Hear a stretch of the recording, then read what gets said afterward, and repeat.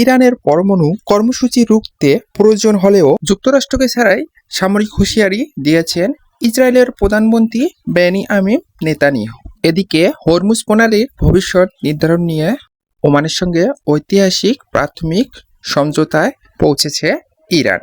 দুই দেশের দীর্ঘ আলোচনার পর হরমুজের ভৌগোলিক সীমানা এবং বাণিজ্যিক জাহাজের সীমানা নির্ধারণ করে ও বের হওয়ার রোড নির্ধারণ করা হয়। ইরানের পররাষ্ট্র মন্ত্রণালয়ের মুখপাত্র ইসমাইল বাকি জানিয়েছেন, তৃতীয় পক্ষের কোনো হস্তক্ষেপ না থাকলে শীঘ্রই যৌথ ঘোষণা আসতে যাচ্ছে।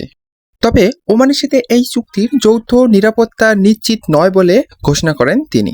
দীর্ঘ 60 বছরের ঐতিহ্য ভেঙে নির্মিত হচ্ছে এই বিশাল আন্তর্জাতিক রুট, যা 2 থেকে 4 মাস বা একটু বেশি সময় কার্যকর থাকবে।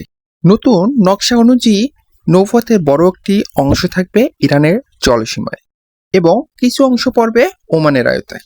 তবে হরমুজ পুরোপুরি খুলে দেওয়া হবে কিনা সেটা যুক্তরাষ্ট্রের প্রতিশ্রুতি বাস্তবায়নের উপর নির্ভর করছে।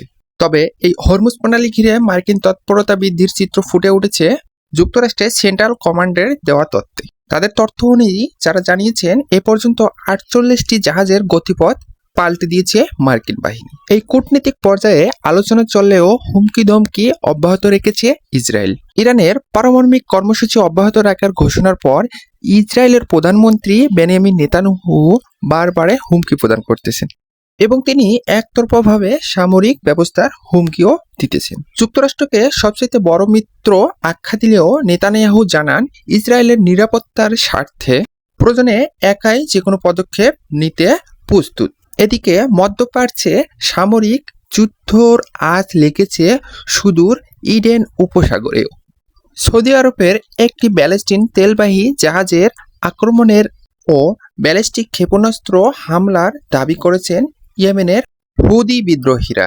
হুদি বিদ্রোহীদের একদিকে তৎপরতা আর অন্যদিকে ইসরায়েল, আমেরিকা এবং ইরানের এই যুদ্ধ এবং চুক্তি বিষয়গুলো আজকে আমাদেরকে অনেক দূর পিছিয়ে দিতেছে। অর্থাৎ আমরা এখন যুদ্ধ না করেও যুদ্ধের আভাস পাচ্ছি। এরকম সমস্যা চলতে থাকলে বিগত ছোট ছোট উন্নয়নশীল দেশগুলো অনেক সমস্যার সম্মুখীন হতে পারে।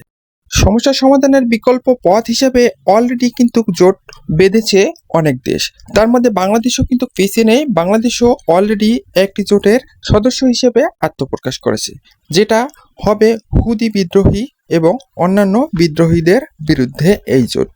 এই জোটে পরাশক্তির একমাত্র দেশ পাকিস্তানও সাড়া দিয়েছে। বিগত সালে আশা করা যায় অতি তাড়াতাড়ি একটি যে কোনো সমস্যার সমাধানের সুফল আসতে যাচ্ছে।